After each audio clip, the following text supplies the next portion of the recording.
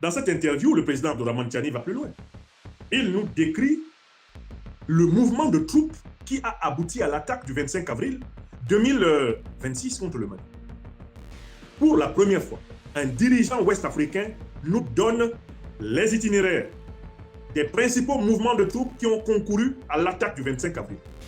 Même les autorités maliennes, sans doute pour des raisons tactiques et stratégiques, n'étaient pas allées aussi loin dans la description du mécanisme de constitution des troupes qui ont massivement attaqué le Mali.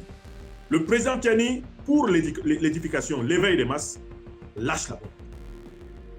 Il y a 3 colonnes qui ont constitué les 12 000 assaillants du Mali.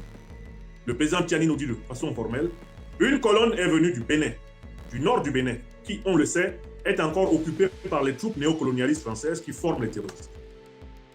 Elle est entrée par le Burkina Faso, puis par le Burkina Faso, est entrée au Mali pour attaquer les villes de Gao et de Séval. Colonne 1, appelons-la comme ça. La deuxième colonne, elle est partie du territoire mauritanien, où on sait très bien que les formateurs français et ukrainiens opèrent pour préparer les groupes terroristes, comme au nord du Bénin. Cette colonne, c'est elle qui a mené le combat d'Anefis, avec les conséquences que l'on sait pour elle. Et il y a une 3e colonne, numéro 3, qui, elle est entrée au Mali par sa frontière sud. Et le président Tiani est précis, cette colonne numéro 3 est venue du nord de la Côte d'Ivoire, du territoire ivoirien. Elle a été préparée avec la complicité de Alassane Dramane Ouattara par les encadreurs mercenaires ukro-nazis et les encadreurs mercenaires terroristes français. Elle a été préparée dans le nord de la Côte d'Ivoire et c'est elle qui est entrée dans le territoire du Mali par la voie du sud. L'objectif était par ces 3 fuseaux de prendre en tenaille, au final, la capitale, Bamako.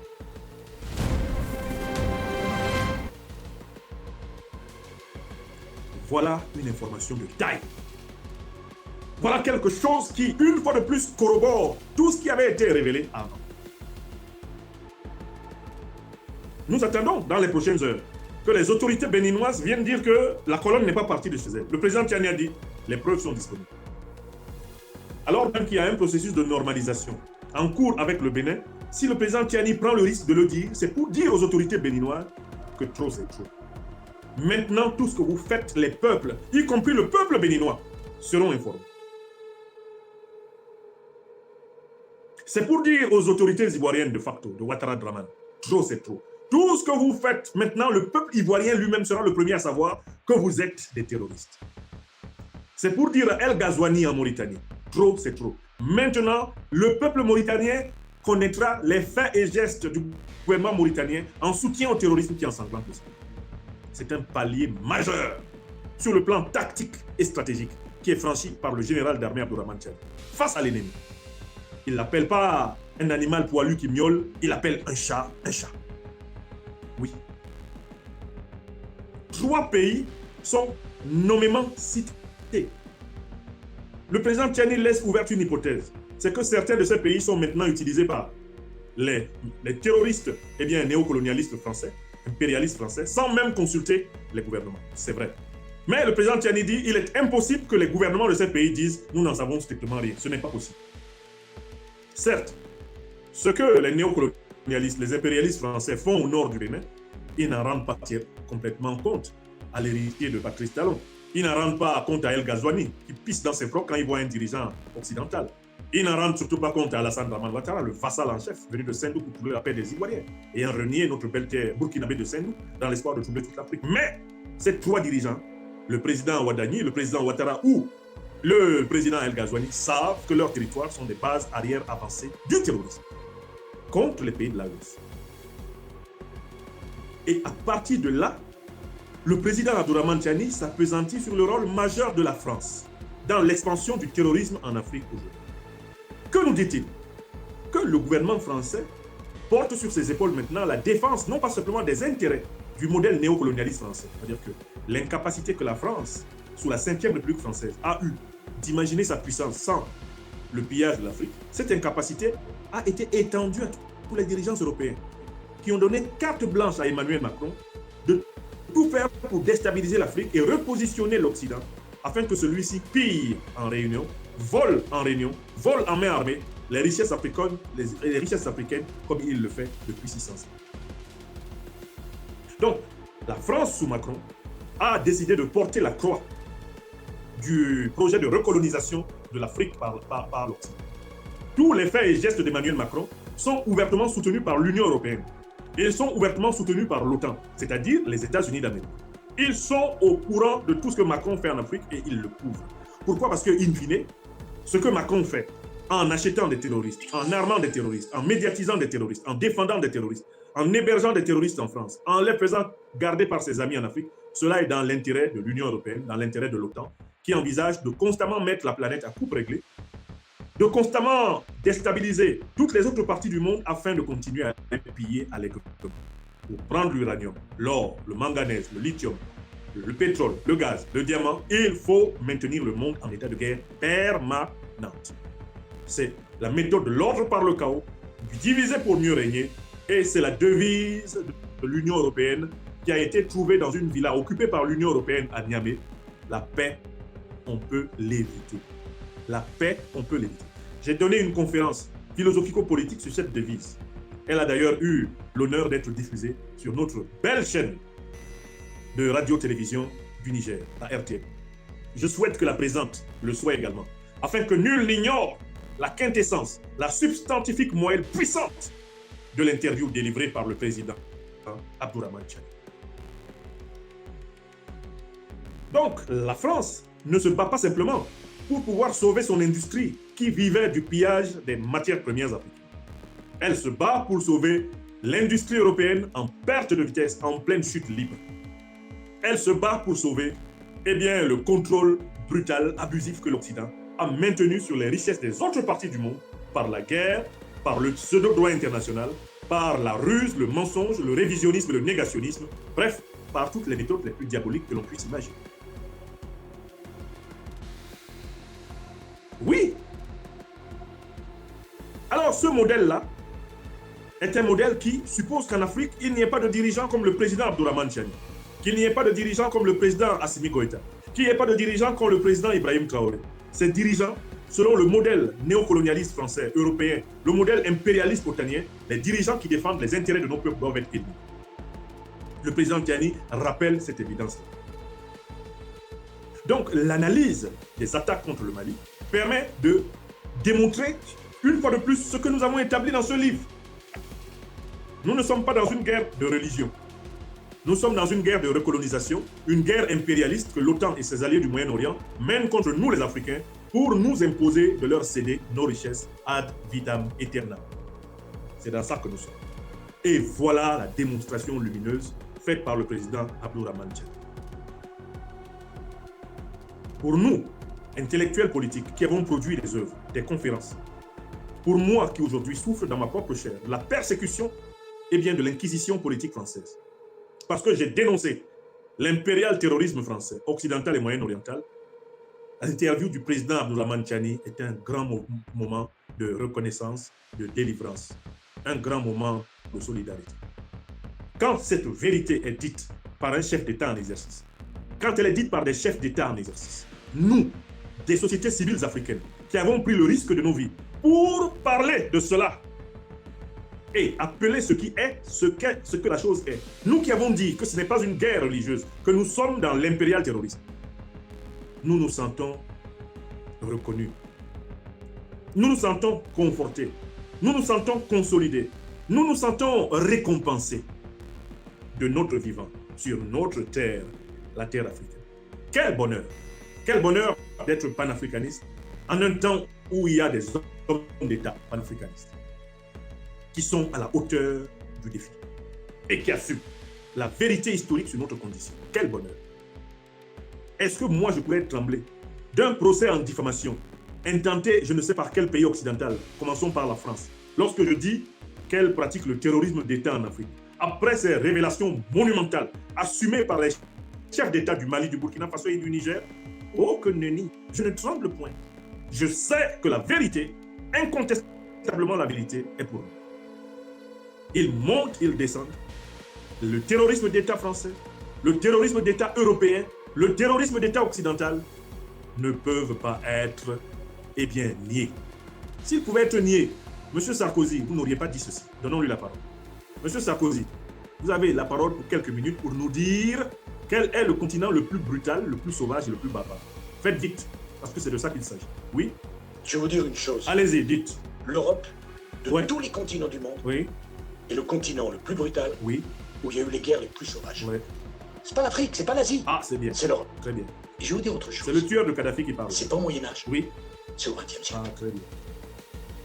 C'est bon, monsieur Sarkozy, vous pouvez repartir.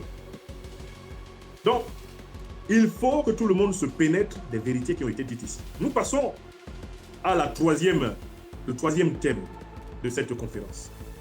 L'excellent Abdoulaye Tiemogo pose la question au président Abdourahmane Tiani de savoir, eh bien, tout naturellement, de savoir si on peut faire un bilan des 3 années du CNSP au Niger. Qu'est-ce qui a vraiment changé?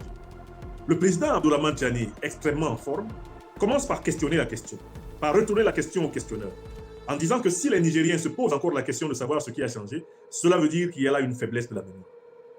Il rappelle donc la situation initiale. Quelle était la situation initiale? Un Niger abondamment pillé par la France et les autres pays européens, occidentaux. Un Niger sous occupation militaire française, européenne, américaine. C'était ça la situation le 26 juillet 2023.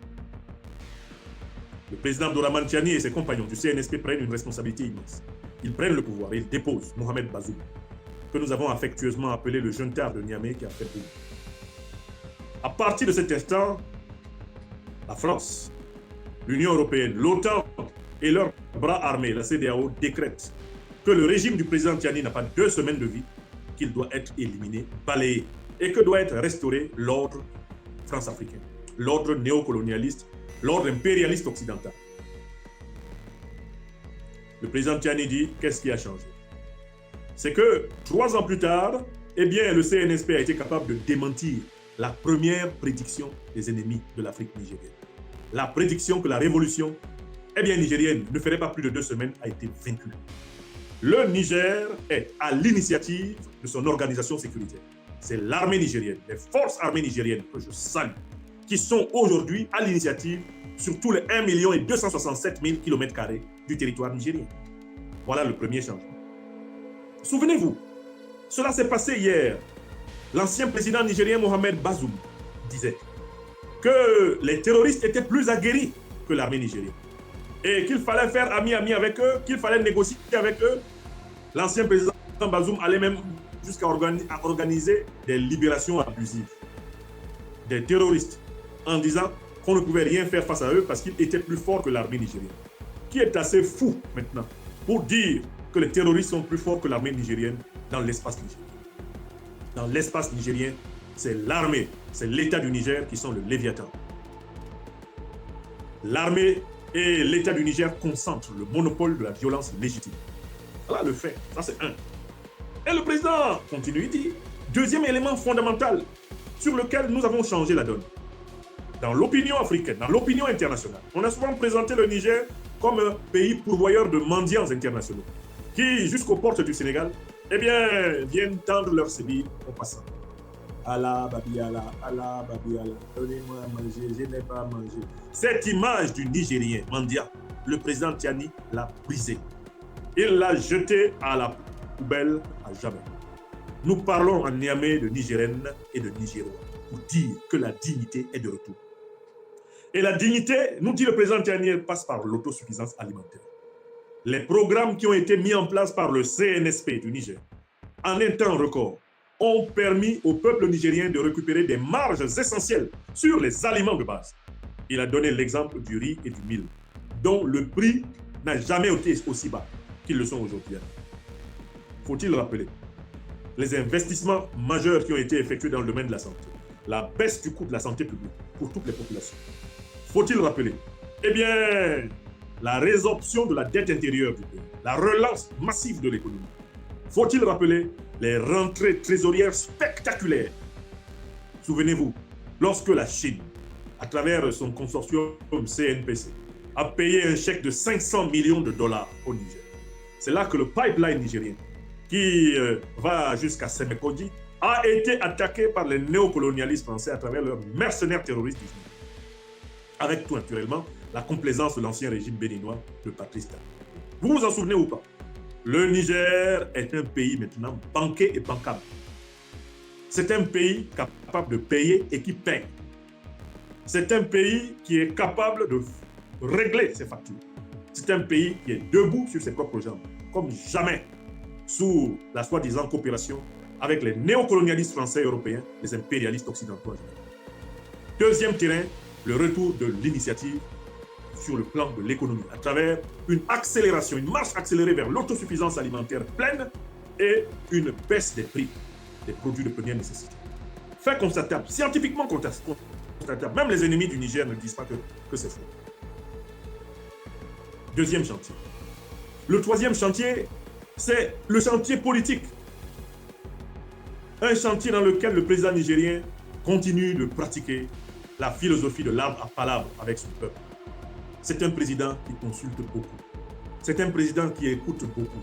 C'est un président qui entend beaucoup. C'est un président qui confronte beaucoup de points de vue. C'est un président qui se comporte en bon père de famille envers ses concitoyens qui sont de bonne volonté. Excepté les renégats, les individus de mauvaise foi, qui, sous couvert de démocratie, veulent servir de chevaux de Troie pour ramener le Niger dans les mains du néocolonialisme français. Le président Tchani se comporte comme un homme bienveillant envers ses compatriotes. Le Niger, sous le président Abdourahmane Tchani, n'est pas une dictature. C'est un régime en processus révolutionnaire. C'est un régime en marche vers la défense et la sauvegarde des aspirations profondes de son peuple, mais dans le respect de son identité culturelle longue, dans le respect de sa diversité intérieure, dans le respect de son rythme propre. Voilà le Niger. C'est le Niger que nous voyons. C'est ce Niger que nous visitons. C'est de ce Niger que nous parlons. Un Niger nouveau qui naît sous nos yeux. Un Niger admiré. Un Niger aimé. Un Niger désiré des Africains. C'est ce Niger qui est là.